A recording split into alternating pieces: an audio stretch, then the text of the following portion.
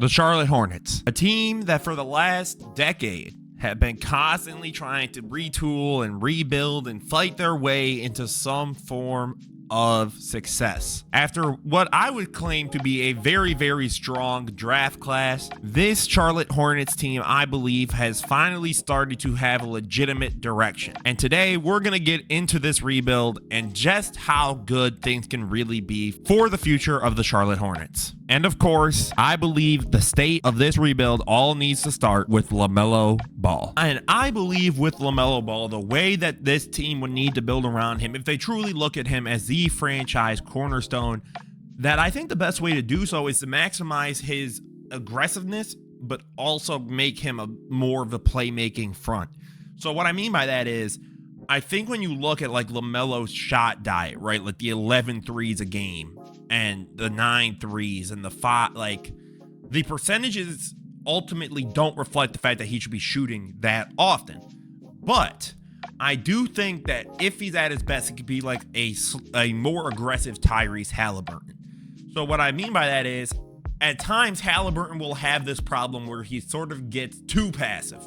He works too hard at getting everybody else involved, and then at that point, defenses don't really respect him and his scoring game. But I think if LaMelo can truly maximize that balance, that blend of I'm going to get mine, but I'm also going to help my teammates get theirs, I think LaMelo could probably average about like 24 and 9. Really freaking good. Like at that point too, guys like Knipple, Brandon Miller, even like their big men, like all of these guys are then going to look significantly better, and it's gonna help LaMelo be a more efficient scorer and force defenses to play him differently. Because ultimately, I think too, like LaMelo's inefficiencies, deficiencies at times hurt the Hornets. So that's why I'm not 100% sold that I'm not sure if the Hornets necessarily look at LaMelo and go like, this is our cornerstone for the next 10 to 15 years. I don't think they look at him that way. And that's okay. But I think when you look at the state of this Hornets rebuild, at least they're starting to draft pieces around LaMelo to force him to be like, okay, I'm a kick it to Knipple and I know he can bang down this 3 ball. Or okay, I'm getting this to Brandon Miller. I know he can create a shot for himself, whether it be a 2 or a 3 or whatever it is. I know I don't have to worry as much about, I've got to literally create everything from ground zero. So I think if you can maximize LaMelo's aggressiveness, but in a meaningful way, that this rebuild has legitimate light in it. And another thing we got to look at is the name I've just talked about, which is Brandon Miller. And when you look at Brandon Miller in terms of the sophomore to rookie year, obviously there have been leaps on almost every statistical category, but there have also been some noticeable decreases. But again, the sample size was tiny, to say the least, in this sophomore year.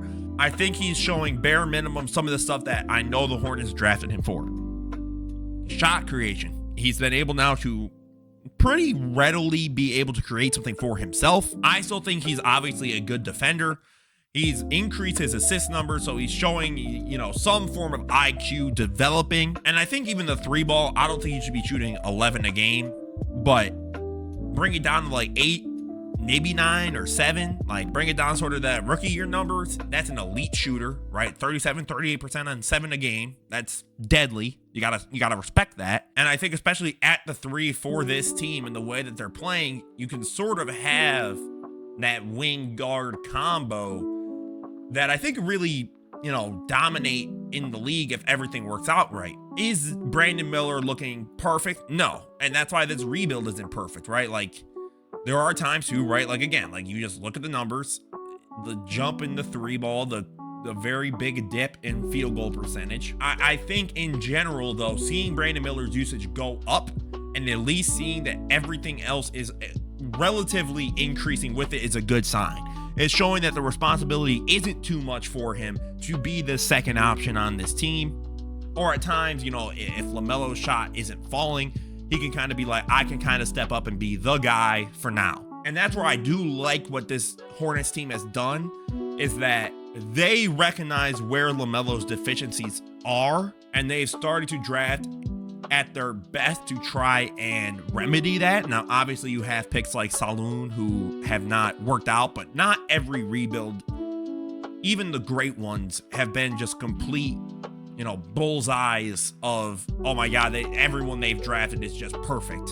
No. So I think Brandon Miller is a very positive sign for this rebuild. Now, again, is this team going to compete anytime soon? No. They're probably another 2 to 3 years out. But I like what this Hornets team is doing because, again, Miller's development as a scorer, as a self-creator, and still his upside as a defender, if he gives you 20-something again and, he's bringing up his field goal and his three-point percentage, I mean, that's what you want when you draft a guy second overall. That's the kind of stuff you want.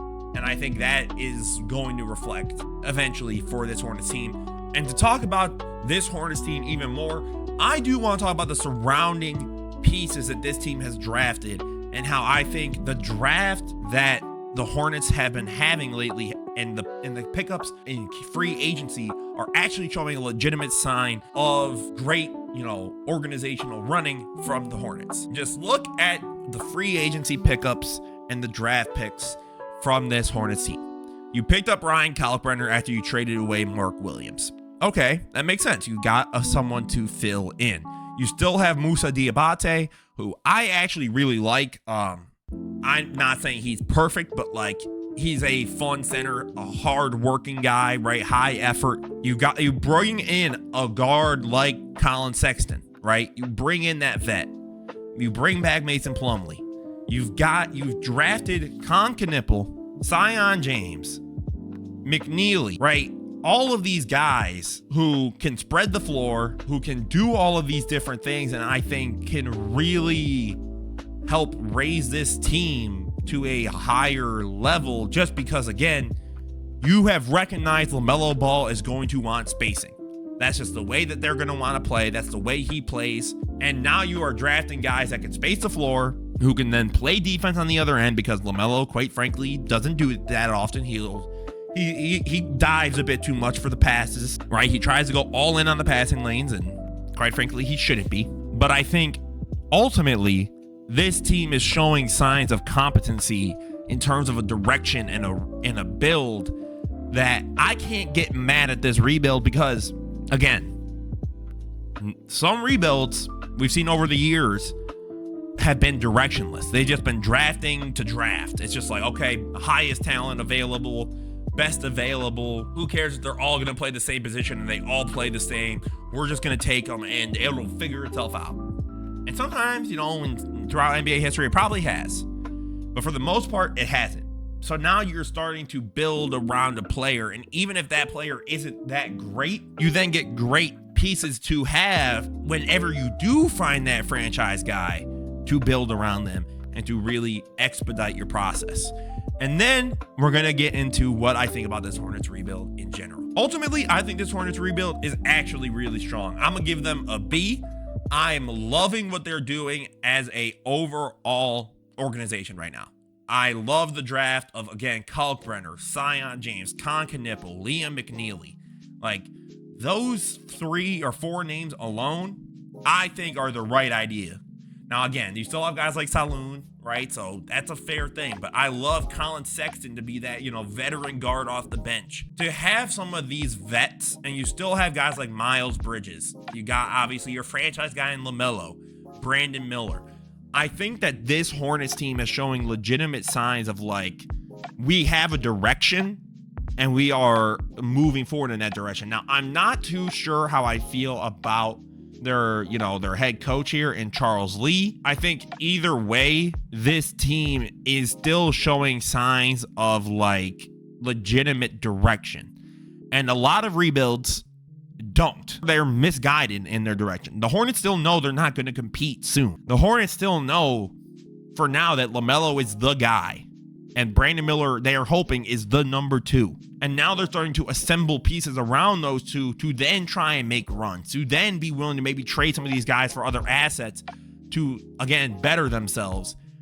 But again, they still, I think, at times with the coaching throughout the years and how that's hampered the system. And again, the injuries have been a huge downer for them. But ultimately, I think that this rebuild is showing signs of legitimate growth and promise. Let me know what you guys think about this Hornets rebuild. Do you think that it's pointless and it's senseless and it's going nowhere? Or are you more like me where you're like, hold on, If you just take a second and look over this roster on paper, you're like, hold on. In 2 to 3 years, this team could be pretty legit. You could have the LaMelo, Concanipple, Brandon Miller, Miles Bridges, Kalkbrenner 5. And then you still got guys like, Diabate coming off the bench. You got Plumlee there just in case. Colin Sexton's going to help you off the bench. You got guys like Grant Williams. Like, you're really building a solid foundation for your future. So let me know what you guys think about this Hornets rebuild. As always, this was Emser Knows Hoops. Don't forget to leave a like, comment, subscribe, and have a beautiful rest of your day, guys. This was Emser Knows Hoops. Peace out.